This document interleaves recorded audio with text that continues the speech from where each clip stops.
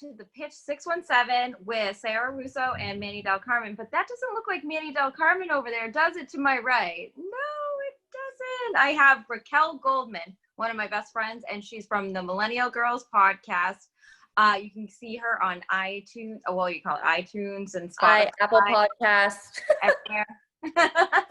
We're really excited about tonight's guest. We have Jasmine Lipska, and she is from the Blissful Soul podcast, and she wrote this really amazing book called Manifest Like Bliss. And like, if you guys needed some upbeat information, she's got it for you right here. So welcome to our show, and thank you for getting up at 8 a.m. in Bali for us. Thank you for having me here. It's a pleasure. Of course. Tell us a little bit about the book that you wrote. I actually ordered it from Amazon and read it. And tell our listeners a little bit more about the law of attraction, because I think, everybody needs like uplifting and stuff, right, Racquel? Definitely needed right now, especially in this crazy time, right? Yeah, definitely. Yeah, for sure. Thank you. So the book is essentially about law of attraction, how we can use it effectively in our everyday life. A lot of us think that, I guess, it maybe doesn't work because we can't literally see it, but see it as like gravity. We know gravity is there, it's a thing, but we can't see it. So there's the same with the law of attraction. It's just a universal law, and it's all about like attracts like vibrations, attract like vibrations. Right. What you put out, you get back. What you focus on grows stronger. That's all part of law of attraction. Well, that, like, what is it that, like you say that, you do things that make you feel good. Like, I have always been, I put it out there, right, that, I'm big about dog adoption. So I make sure I am donating hundreds of dollars per week to help out these dogs and these people. And then I get this huge homeless situation here in Boston because of the pandemic. And now I see these people and I'm just like, I hand them fives. And it's like, it's not because it's all about me. It's like, it makes me feel good. And you should see the looks on their faces when you put that out there. Yeah, for sure. As long as I feel like when we do things that make us feel good, that's going to raise our vibration and we attract better into our lives. And there's this thing when you mentioned about giving money to like homeless, and some people may think, oh, but what are they going to do with that money? But I believe that, when we give out money, that's our karma. What someone else does with that money is their karma. So as long as we're giving out of goodness and love, then that's part of our karma. What we give out is going to come back. What would you say to someone who is the person who does believe in the law of attraction, but really needs help just buckling in and focusing on how to kind of get started with putting everything out there? Yeah. So I would say it just begins with changing your mindset, or just how you speak to yourself, like very simply just starting with that yourself. So it's funny, like the law of attraction is, if you don't believe it works, then that's what you're focusing on. Your brain's going to look for evidence that it doesn't work. And that's like the law of attraction in effect, because what you focus on grows stronger. So if there's a listener always thinking that, oh, it doesn't work for me, become aware that's your main thought. That's what you're thinking most of the time. So that is what you're going to get. Your brain is literally going to look for evidence for you to prove that it doesn't work. Whereas, so I believe in it, and I believe what we give out comes back to us. So because my brain's looking for evidence, I focus on it, and it just becomes more and more in my life. Well, that's really, really cool. I believe in that. And I was reading in the book, what can decrease it and everything. And you know what? It's very true. I've always been a positive person. It was like you came into, like, you requested to do the show, and it was awesome. It was like you almost came into my life at the time I needed it, because I feel like in 2015, everything was going right. Everything was on the beaten path. Everything was great. And then like 2018, something snapped, something went wrong, and it just continually progressed. And I started not saying kind words to myself, I guess you would say. Racquel would know, like I had a bad car accident. Yeah. I lost a dog suddenly. And I just got into this horribly negative mindset.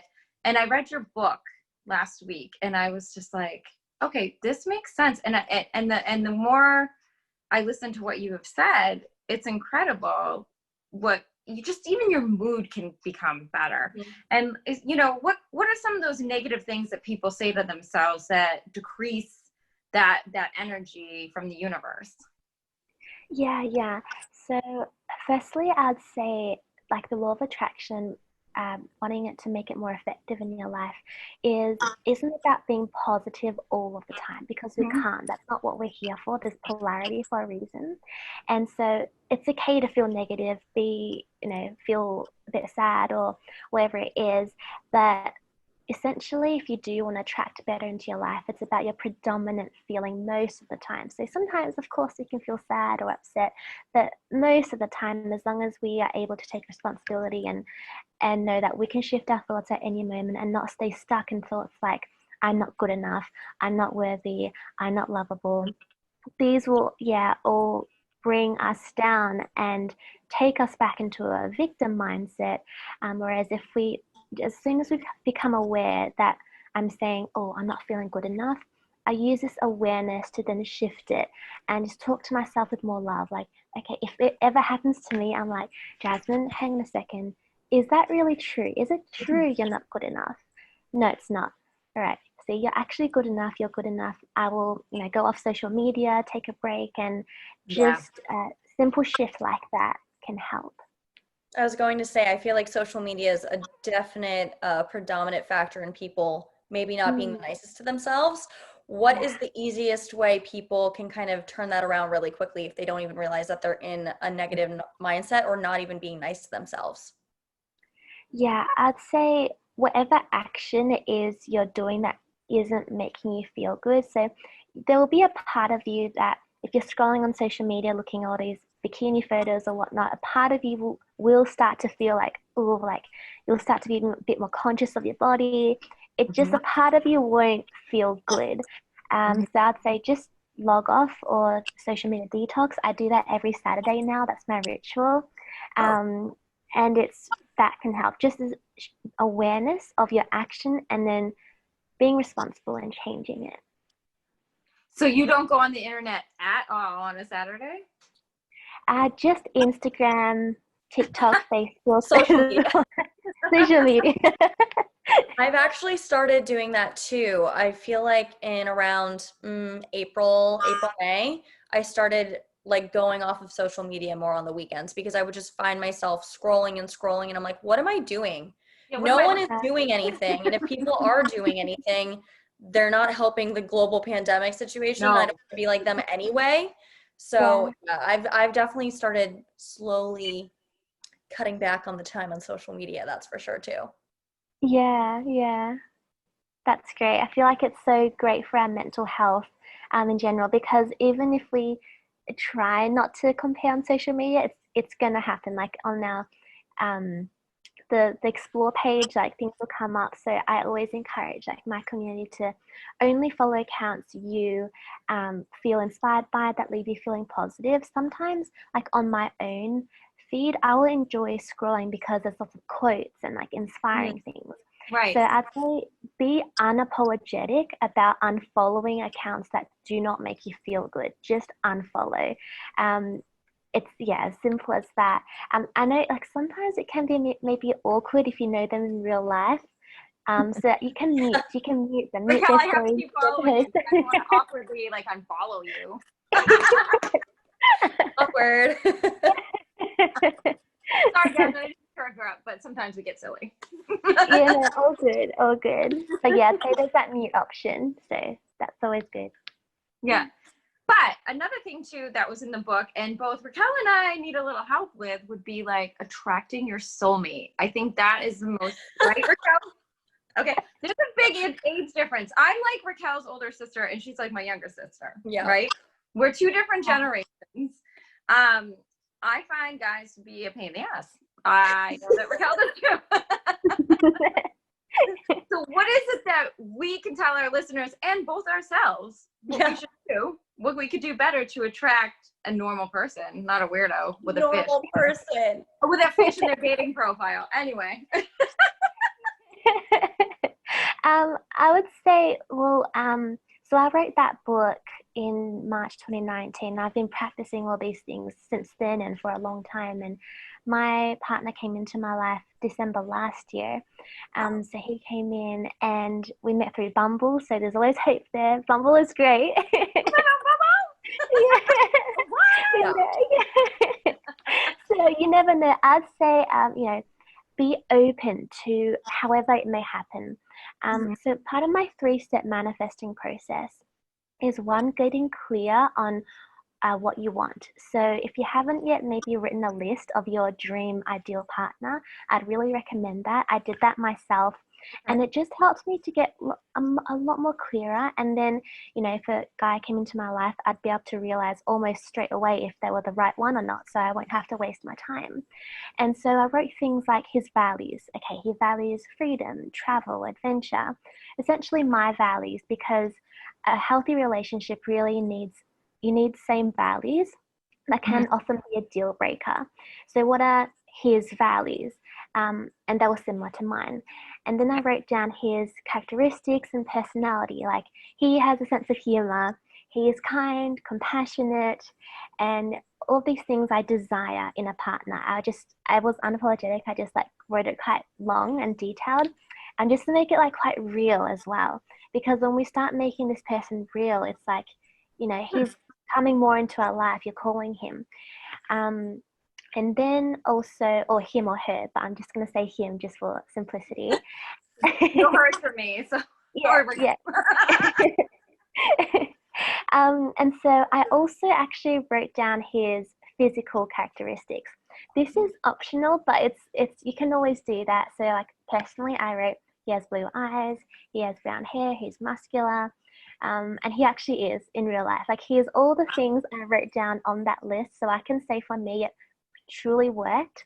And then most importantly, I'd say on that list, write down how I feel when I'm with him. So for example, I feel happy, I feel excited, I feel safe, I feel fulfilled. He makes me feel like a queen, things like that. Yes. And then most importantly, start embodying that yourself, because we often think oh, I'm lonely by myself. If I had a partner, I'd be happy. But the truth is, we create the future through the now. If we're not happy now, a partner isn't going to fulfill that void. Maybe at the start, or that giddiness, you'll feel happy, but in the long term, he is not going to fill that void. And you won't be happy then if you're not happy now. So focus on doing things that will bring you joy now and will make you fulfilled now. Keep traveling, living your best life, doing things that really fill your own cup now, so that your vibrational match to that ideal partner you've written down, so that he can amplify your happiness, amplify the fulfillment in your life. That will create a healthy relationship. So that's the list. And then I'd say it's just working on any limiting beliefs around relationships. This might need inner child healing or whatnot, but also for example, maybe you were a bit joking before as well, but maybe a lot of women have the belief that men are a pain in the ass. Well, that's a limiting belief that's stopping you from calling it in, because it's it's a limiting belief. But I guess for a lot of women as well, they could believe that, oh, there's not many men out there, I'm getting old, there's not many left, things like that. But again, that's just a story. That is just a story you're telling yourself. Maybe your mom keeps telling that to you, or your dad, but that's their story. That's not your story. You can absolutely write that your own story, that, okay, there is a man out there for me. There are many conscious guys. And you know what? Who I'm seeking is seeking me. Actually, there is a man out there who can't wait to love me. He can't wait to treat me like a queen. He's out there seeking me. So just this story is so much more empowering. And definitely the more I shifted my limiting beliefs around men, everything changed. And then my soulmate came into my life. So that was a bit long, but yeah. No, I didn't realize. Oh, that was amazing. Yeah, oh, thank you. Yeah. I'm really passionate about this. Well, I can feel that. And you know what? It's true. I mean, I will readily admit the last 2 years, there could be nobody that could date me. As you said, I wasn't happy in a lot of things going on, and honestly, and it's funny you say that. I used to think that to myself. I'm like, I could maybe temporarily let somebody date me, but I'm not ready for this. I will say now I am more so than ever, but then COVID happened, right, Racquel? Right. I was just gonna say, I know a lot of people say things won't happen until you're happy, like with yourself first. So if you're someone who's kind of in that predicament, you're ready, but you're not necessarily happy by yourself, how do you think people can change that?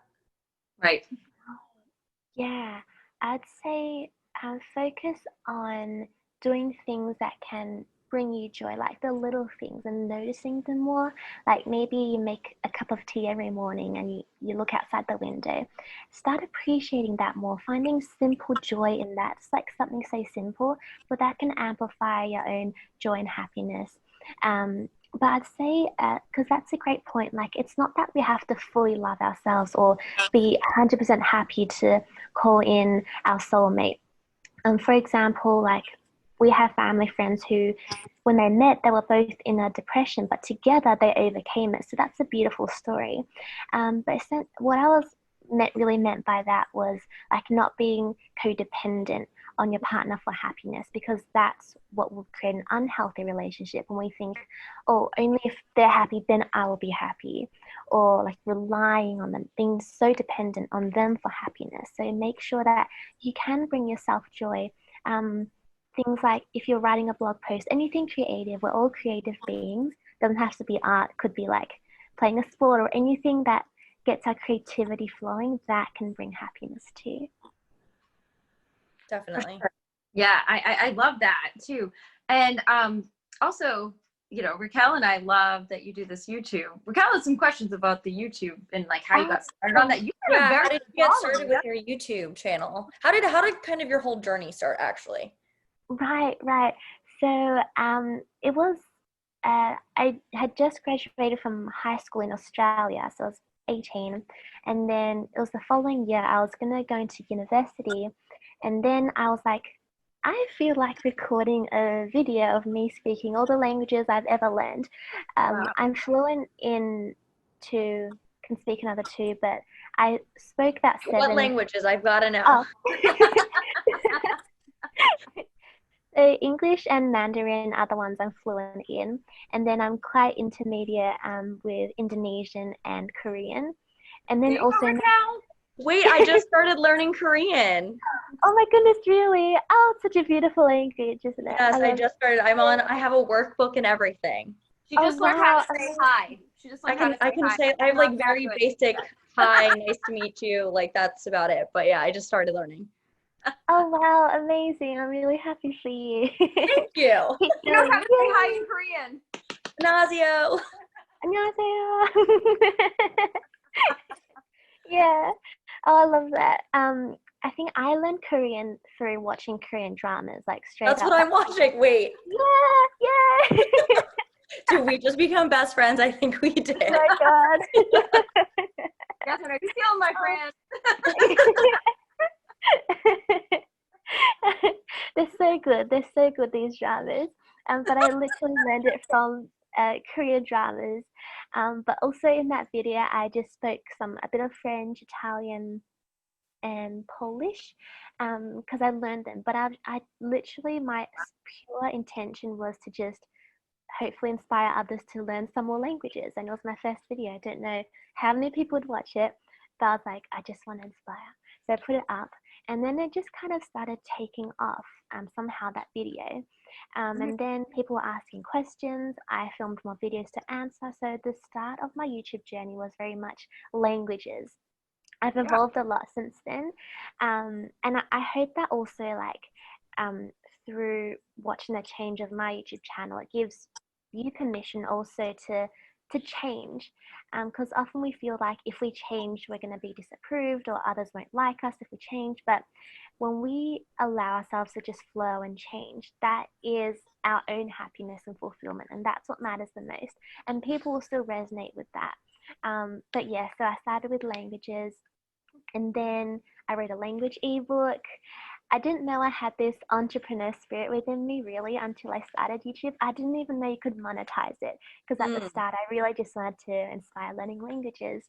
And then when second semester of uni came around, my YouTube was really taking off, and I'd earned some money from YouTube ads for the first in about August of 2017, and I thought, oh wow, like this is a thing, like I love it. And so essentially I quit my part-time job at a jewelry store because I was earning more from my YouTube now. And then also because I was living at home, which I'm very grateful for, I was able to take this risk to drop out of uni because I did not like it. It suppressed my creativity. When I was at uni, all I was thinking was the next video to film, how can I help others, I know. traveling. Yeah, so I just quit, dropped out, which was a Wow. big decision, but I was like, I'm grateful I can live with my parents. I don't have to pay for rent. I'm going to use this time to really grow my business. And then 2018 came around, I started to shift into more, I always really resonated with self-growth, so I made more videos around that, traveled more, wrote more ebooks around self-love, started my Etsy shop. I started my podcast at the end of 2018, and then 2019 came along. I did a lot of months of solo traveling, filmed all of that. 2019 was more travel videos. And then came 2020, and this year I'm stepping more into my life coaching practice where I just feel so fulfilled through that. It really lights me up. So my videos are still like self-love, self-growth, Bali videos, and running my podcast, coaching. So that's how I got to where I am. That's an amazing. So inspiring. Oh, wow. Let me just say, I've had quite the day. So I told Sarah earlier, I was like, this is the perfect episode right now for me to be a part of, because I'm just going to be like, yes, all of that. And that's exactly how I feel right now. Oh, thank you. Thank you. I feel like I think a lot of us hold back from our dreams because of fear, judgment, what others will think, maybe being disapproved by family, or like failure. That's a big thing, fear of failure. But what I really learned on my journey is if we let the fear of judgment stand in the way, like we'll always care about what others think, but if we let it stand in the way, we're not going to fulfill our dreams. And that's not only being a disservice to us, but the world. Like imagine if there's someone out there who wants to be a coach, but they're holding back because people might judge them for what they post on Instagram. But they're not only doing themselves a disservice, but the world, because they're going to serve as a coach. And my belief is that when we have an idea, like a sacred idea, such as writing a blog post or wanting to be a coach, like these sacred ideas that feel good and come through us, it's an answer to someone else's prayer. And that's what encourages me to just take action and go for it. Not because it's all about me, but because it's just serving, adding value. And I also believe that the universe rewards courage and bravery. When we take that step, that leap forward, you're going to be rewarded. And even if things don't turn out exactly as you wanted to, as long as you believe that everything's happening in your favor, that everything's working out, everything's in divine timing, then that's going to encourage you to keep moving forward too. It's so true. I mean, I could listen to her talk all day, Racquel. I'm like, can you just talk to us, please? Not only for that, just get this like, first of all, one, I've never heard the two of us so quiet in my life. I know, Two, literally. two, I could just talk all day, like with that accent. It's very calming. It's so calming. Oh. Very calming and soothing. So, and she's very bright at 8 a.m. You know, it's 8 p.m. here, but oh, yeah. Right. very bright. But what is one thing or like a couple things you could suggest to people to unblock themselves, like when they feel like, I feel like I'm unstuck after reading your book. I'm not joking. I'm not, kissing your butt. I'm telling you the truth. Oh, thank you. That means a lot. I really love that. It's a great book, Manifest Like Bliss. I'm going to put it up for everybody to see. But there has to be a way to become unstuck. And that's what I was looking for. And I've even had like spiritual people like who do like Reiki and stuff. They're like, I can feel how stuck you are. This was last year. And we wanted, what can we do? And I'm like, I'm not ready. But what if people are ready? What could they do? Yeah. I would say the thing is, if we keep focusing on the belief or the thought that I am blocked, I'm stuck, that's what's going to grow stronger because you're focusing on that. So I think I would prefer to say we have maybe wounds to heal or beliefs to shift, but not necessarily like we're blocked or stuck. Yeah, and just not like focusing on that too much. That would be the start. And just maybe changing the thought to, I am healing, I am shifting, I am changing, I am, and a positive affirmation.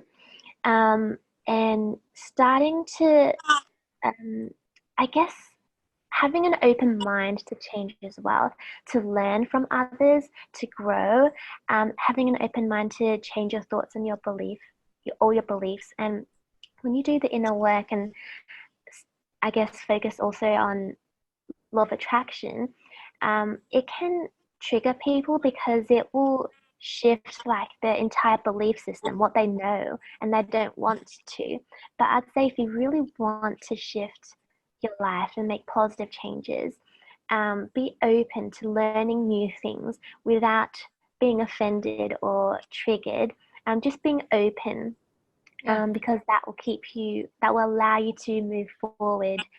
So be a student for life, I'd say. We're never going to know it all, but just have an open mind. Surround yourself with positive people and things that will help you to grow, like books, podcasts. All those things are a great start for just taking responsibility for your life. And I'd say that's great. I listen to a lot of podcasts and I've read over 50 books now. So this has all helped me to change my mindset, go from lack to abundance mindset, go from feeling lonely to attracting my soulmate, and going from uni dropout to my own thriving business. So just like being surrounded by people you're inspired by, it's really a great start too. Yeah. Where do you see yourself going next in the direction for your career?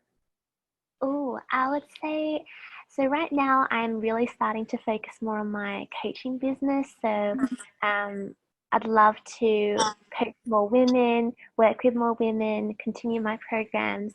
I guess I do have a big ultimate vision. One of them is one day I would love to have my own book in bookstores, because my book Manifest Like Bliss, I self-published that on Amazon. It's not in stores. So one day, I guess I'm manifesting a book deal with a publisher and to see it in the stores. That would be an ultimate dream come true. Right. New York Times bestseller right here. Literally. Oh. Wow. Yeah, that would be amazing. I think it'll happen. I'm calling it. Oh, thank you. She's not usually wrong. She's not usually wrong. So I'm good at predicting things normally. No, there are times I'll call her like, what do you think we're doing here? And she'd be like, it's like this girl's an old soul. I can feel that she's an old soul.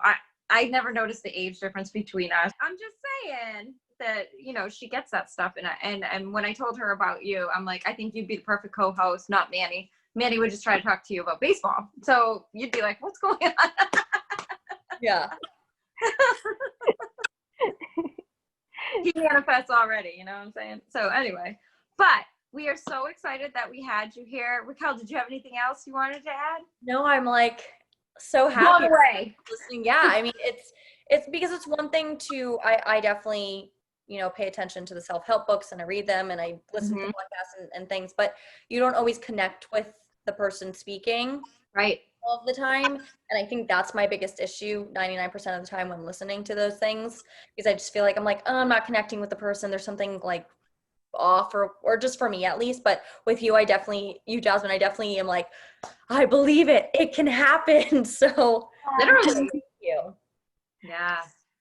Oh, I'm really happy today. It's really I'm really, really happy to connect with you today and get to know you both. It's been a pleasure, and really, really loved being here today. We loved having you.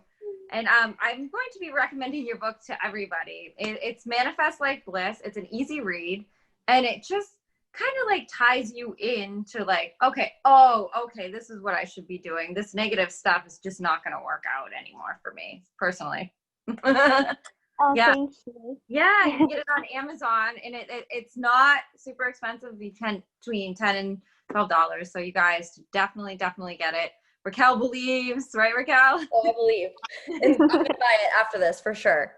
Yeah, we are so happy that you came and did this podcast with us, and so happy that you got up so early with us. So thank you so much for joining us today.